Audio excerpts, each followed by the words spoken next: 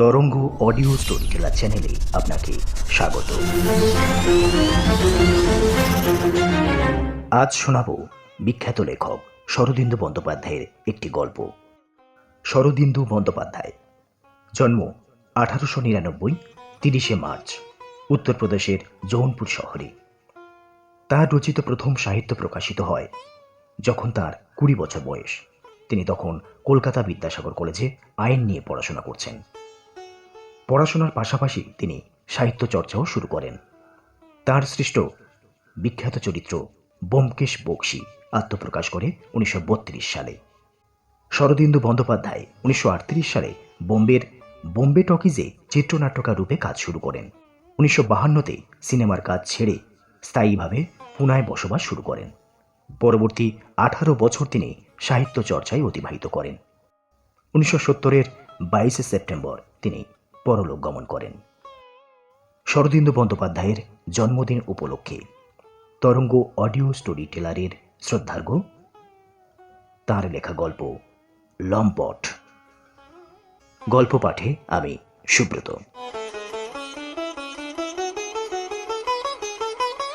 হেরম্ববাবু একজন লম্পট। বয়স 45।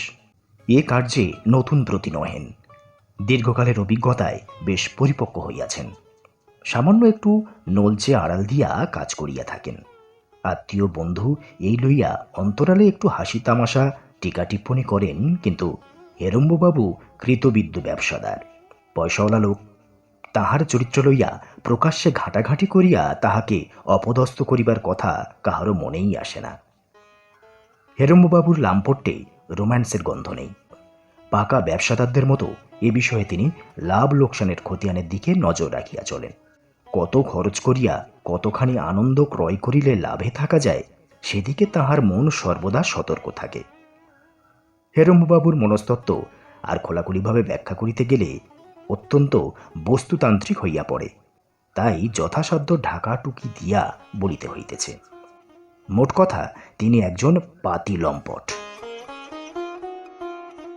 শহরের নিম্ন প্রান্তে সম্পূর্ণ অপরিচিত পাড়ায় হেরম্ববাবু একটি ঘর ভাড়া করিয়া রাখিয়াছিলেন। এই ঘরটি ছিল তাহার আনন্দ ভবন। সপ্তাহের মধ্যে অন্তত একটি রাত্রি তিনি এইখানে যাপন করিতেন। রাত্রি যাপনের নির্জীব আসবাবপত্র সবই ঘরে মজুদ থাকিত।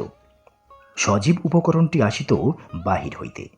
আর কেহ এ ঘরে সন্ধান জানিত না। ইয়ার বন্ধু লইয়া আমোদ করা হেরম্ববাবুর স্বভাব নয়। এ বিষয়ে তিনি অদ্বৈতবাদী। একদিন সন্ধ্যার পর অন্ধকারে গা ঢাকা দিয়া হেরম্ববাবু নিজ আনন্দ ভবনে উপস্থিত হইলেন। দ্বারের চাবি খুলিয়া ঘরে প্রবেশপূর্বক আলো জ্বালিলেন। চাদরের ভিতর হইতে একটি পাট বোতল বাহির করিয়া টেবিলের উপর রাখিলেন। তারপর দেয়াল আলমারি হইতে সোডা ও কর্ক স্ক্রু লইয়া টেবিলের সম্মুখে চেয়ারে আসিয়া বসিলেন। আজ তাহার শরীর ঈষৎ ক্লান্ত, কিন্তু মনের মধ্যে অনেকখানি চঞ্চলতা রহিয়াছে।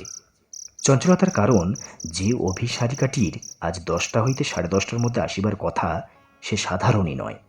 হেরম্ববাবু খেলোয়াড় লোক। অনেক খেলাইয়া মাছটিকে ডাঙায় তুলিয়াছেন। ইহা হইতে অনুমান হয় মাছটিও গভীর জলের মাছ। এক পাত্র সোডা মিশ্রিত সোমরস পান করিবার পর হেরম্ববাবুর ক্লান্তি কাটিয়া গেল। তিনি উঠিয়া পাঞ্জাবি ও চাদর খুলিয়া দেয়ালে টাঙাইয়া রাখিলেন। তারপর আবার আসিয়া বসিলেন। সিগারেট ধরাইয়া তিনি আরেক পাত্র ঢালিলেন। চুমুকে চুমুকে তাহাই আস্বাদ করিতে করিতে হাত ঘড়ি দেখিলেন 8:45। এখনো অনেক সময়। আগ্রহের প্রাবল্যে আজ হেরম্ববাবু বড় তাড়াতাড়ি আসিয়া পড়িয়াছেন, কিন্তু ক্ষতি নাই। এরূপ অবস্থায় প্রতীক্ষা করার মধ্যেও বেশ রস আছে। দ্বিতীয় পাত্রটি শেষ হইবার পর তাহার ইচ্ছা হইল গলা ছাড়িয়া গান করেন কিংবা তবলা বাজান, কিন্তু গলা ছাড়িলে লোকের মনোযোগ আকৃষ্ট হইবার সম্ভাবনা, তাহা বাঞ্ছনীয় নয়। তিনি টেবিলের উপর টপাটপ তবলা বাজাইতে লাগিলেন। এইভাবে কিছুক্ষণ চলিল। তারপর হেরম্ববাবু আরেক পাত্র ঢালিয়া সিগারেট ধরাইলেন। ঘড়িতে দেখিলেন 9:15। সময় বড় আস্তে কাটিতেছে। ঘড়ি কানে দিয়া দেখিলেন চলিতেছে কিনা। ঘড়ি টিক টিক করিয়া জানাইল সে সচল আছে। ক্রমে বোতলের রং হেরম্ববাবুর চক্ষুতে সঞ্চারিত হইতে লাগিল। তাহার মনে হইল ঘরটি যেন ফিকা গোলাপি ধোঁয়ায় আবছা হইয়া গিয়াছে। চেয়ারে হেলান দিয়া তিনি ভাবিতে লাগিলেন অনাগতা অভিসারিকার কথা। মানস বিলাসে মনের বলগা ছাড়িয়া দিলেন। বোতলের লালিমা কমিয়া কমিয়া তলায় আসিয়া ঠেকিয়াছে। হেরম্ববাবু মানস বিলাসে ফিক ফিক করিয়া হাসিতেছেন এবং শৃঙ্খনি লেহন করিতেছেন।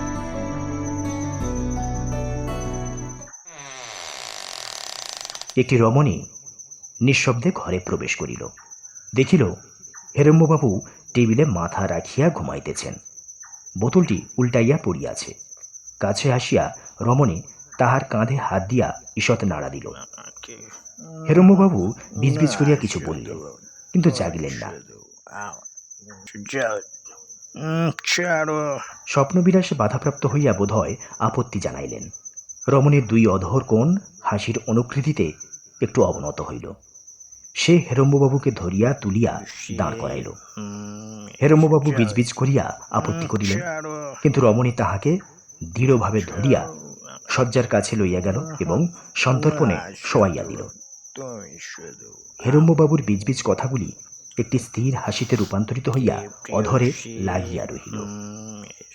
শয্যার পাশে দাঁড়াইয়া একান্ত প্রণয়হীন চক্ষে রমণী কিছুক্ষণ তাহার পানে তাকাইয়া রহিল। শেষে খোঁপা হইতে একটি গোলাপ ফুল লইয়া বিছানার উপর ফেলিয়া দিল। তারপর আলো নিবাইয়া সাবধানে দরজা ভেজাইয়া দিয়া প্রস্থান করিল। পরদিন প্রাতকালে হেরম্ববাবুর নিদ্রাভঙ্গ হইল। শয্যায় উঠিয়া বসিয়া তিনি গতরাত্রির কথা স্মরণ করিবার চেষ্টা করিলেন। মাথার ভিতরটা বারুদ ঠাসা বোমার মতো হইয়া আছে, কিন্তু স্মৃতি একেবারে লুপ্ত হয় নাই। রাত্রে সে আসিয়াছিল। তারপর ম্লান বিমর্দিত গোলাপটি তাহার চোখে পড়িল। হেরম্ববাবু মনের মধ্যে পরম তৃপ্তি অনুভব করিলেন। বাস্তবে স্মৃতি ও মনোবিলাসের স্মৃতি মিলিয়া তাহাকে দৃঢ় প্রত্যয় দিল যে কালা রাত্রিটা ভালোই কাটিয়াছে। ব্যবসাদার হেরম্ববাবু যে ঠকিয়া গিয়াছেন তাহা বুঝিতে পারিলেন না। তিনি উঠিয়া পড়িলেন। উল্টানো বোতলটার তলায় তখনও কিছু তরল দ্রব্য ছিল। তাহাই পান করিয়া তিনি খোঁয়াড়ি ভাঙিলেন।